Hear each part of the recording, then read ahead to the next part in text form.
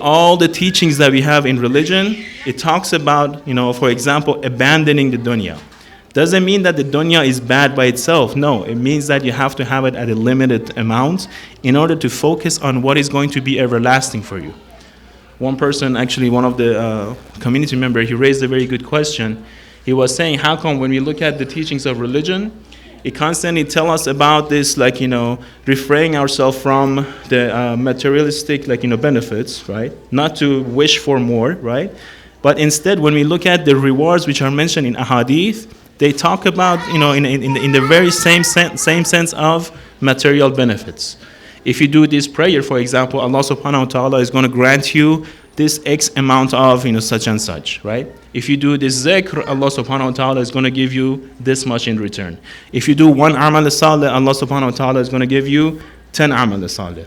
So it's sort of like a trading business, right? So if you're supposed to be ascetic, if you're supposed to, for example, abandon the dunya, how come the teachings of religion is actually teaching us through, something materialistic, right? What's the answer for that one? We say because that's part of our nature. The nature of human wants more and more of the very same perfection that he or she finds, right?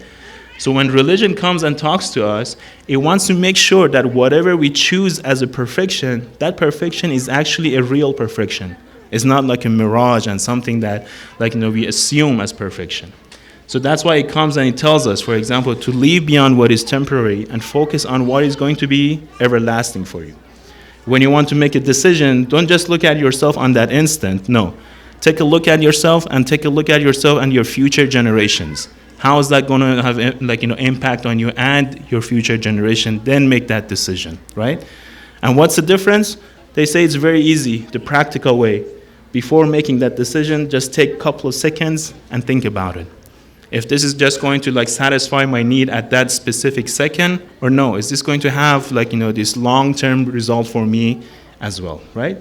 So it's sort of change of a way of how we think and how we see the stuff, right? And that's why they see when mu'min looks at stuff, not only he sees what is the look of the stuff, what is the appearance of the stuff, but rather within the exoteric of the matters, he sees the esoteric matters as well. He looks at the batin as well as the zahir, versus when the non-believer looks at the stuff, he only sees the zahir, right? So you see how the decision-making changes, right? Because it's the same process, right? They do the same analysis in a way, but one looks very thoroughly, the other one looks very, simply, right? So what should we gain from this one? Let's go back to our topic, Islamic lifestyle. We want to implement that one on our daily, let's say, life pattern. What is the very first step? Try to reshape our vision. When we, for example, want to make every decision that it goes through our life, it goes through the weekly, daily stuff that we have to do, we just have to take one extra step, think about it for a couple more seconds and see, how is this going to have impact on me in the very long run, instead of just aiming for the very first thing that comes up into our mind, right? So that's the very first lesson, and inshallah, I will have it for tonight. And as the majlis has gone long, I will try to keep it short. So as you all know, tonight is the second day, or will be the second day of Muharram. So what happened on the second day of Muharram? The caravan of Abu Abdullah al-Hussein enters the land of Karbala. When does the caravan actually leaves the city of Mecca and the journey of Mecca towards the Kufa? They say on the 8th of Zul-Hajjah. So from 8th of Zul-Hajjah to the 2nd of Muharram, how many days is that? About 24 days, 23 days, right? Now imagine, you live in Arizona. The temperature is about 115, 113, let's say 100 degrees, right? So if they tell you to stay in a car without the AC for, let's say, a couple of hours, right? How much can you tolerate that heat from Arizona State, right? Now let's extend the amount of time that you're going to stay with the car without the AC from a couple of hours to 1 day, to 2 days, to 3 days, to 4 days, right? Let's say to 24 days in a car without the AC, because those times they didn't have AC, they had to walk, they had to use camels and horses, right? So the caravan of Imam al-Hussein, and they're not all, adults, there are a lot of women and children as well, right? They were walking and going by, they had this journey for 24 days in that heat and in that temperature, right? Let alone of that one, that something else happened to them on this journey. They received this news from the city of Kufa. Before they received this news, they were going towards the city of Kufa with this hope that there are supporters waiting for Imam al-Hussein in the city of Kufa, and they're going to welcome them to the city of Kufa.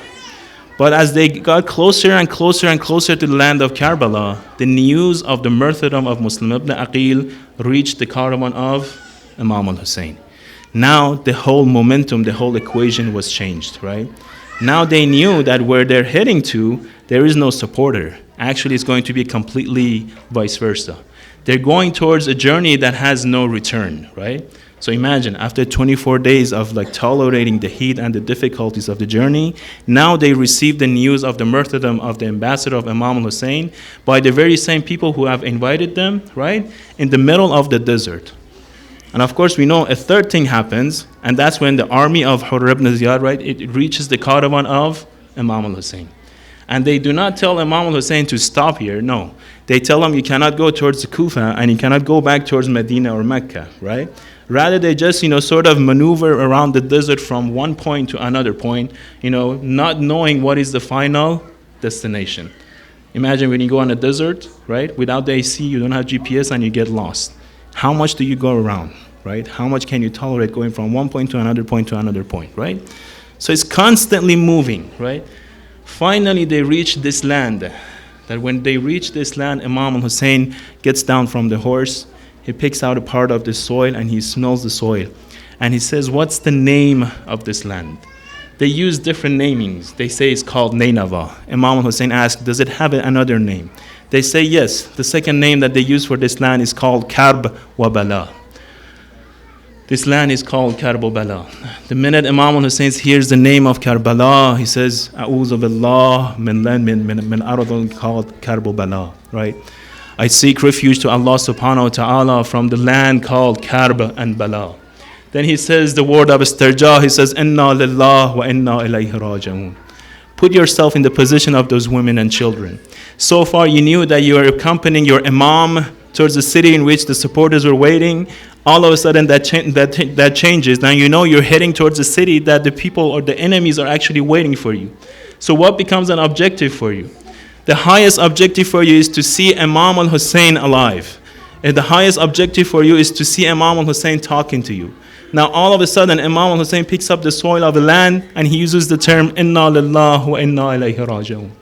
What does that tell us? Imam al-Hussein has this vision. He starts talking about it. Was Imam al-Hussein the first mourner of Karbala? We say no. There is this beautiful hadith in Bahar al-Anwar. It talks about all the prophets before the time of Rasulullah, that those prophets actually mourned for Imam al-Hussein even before the time of Ashura. Starting from Nabi Adam. When Nabi Adam was taught the words in order to Allah to accept his repentance, he started using the words of giving the promise and asking Allah on the haqq of the Panjtan, on the haqq of the Muhammad, on the haqq of Fatima, on the haqq of Ali, on the haqq of Hassan. When he said the name of Hussein, he said that my heart became heavy. I felt like something is twisting my throat. So he raised this question to Allah subhanahu wa ta'ala, how come when I say the name of Hussein, I feel this pain and I feel this weight in my chest? Gabriel, he came to Adam and he says, do you know who is Hussein? He is the grandson of Rasulullah, the last prophet. Do you know what happens to Hussein? And he starts telling the tragedy of Karbala to Nabi Adam, and Nabi Adam becomes the first mourner for Abu Abdullah al-Hussein. Similar story happens to Nabi Nuh. As he is on his ark and as they're going over the oceans of water, they reach the stage in which the ark actually gets stuck within the water, as if the water wants to pull down the ark within itself. So Nabi Nuh and all the people on the ark, they get frightened. They fear of drowning in the water. So they raise their hand for dua and supplication. They ask Allah subhanahu wa ta'ala, what is this place that is sunken our ark within itself? Jibreel comes down, he says, this is the land called Karbala, and in this land, the grandson of Rasulullah, Hussein ibn Ali, will get murdered by the Ashq al-Ashqiya. Very similar story happens to Nabi Ibrahim. He's riding his horse and he's going through the land of Karbala. All of a sudden his horse actually stops, and Nabi Ibrahim gets thrown off the horse. He hits the ground, his head hits the rock, and the blood starts gushing out from his forehead. As he's covering the blood on his forehead, he raises his voice to the sky and says, "Oh Allah, did I do a sinful act? Did I do a mistake that I deserve hitting a rock and like the blood coming out from my forehead?" Jibreel comes to Nabi Ibrahim and says, "No, you did not do anything bad, but you're going through a land named Karbala. In this land, the lovers of Allah subhanahu wa ta'ala will get slain. And Allah wanted to see you get hurt in order to actually get benefit from the land of Karbala." So he starts telling the tragedy of Imam al-Hussein to Nabi Ibrahim, and Nabi Ibrahim starts mourning for Abu Abdullah al-Hussein. Same thing happens to Nabi Musa, Moses. As he's walking through the land of Karbala, the lace of his shoes gets broken. So he was wearing sandal with the lace on it, the older type of sandals. The sandal gets removed from his shoes, from his feet, and he steps on a thorn. The thorn cuts through his foot, and the blood starts coming out. He raises the very same question to Allah subhanahu wa ta'ala. "Oh Allah, was I a bad servant for you? Did I do something bad that I deserve this pain in my foot?"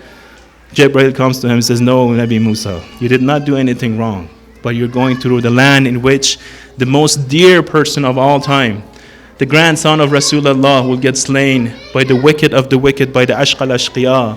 And he starts telling the tragedy of Imam al-Hussein to Nabi Musa. It continues all the way to Nabi Isa, and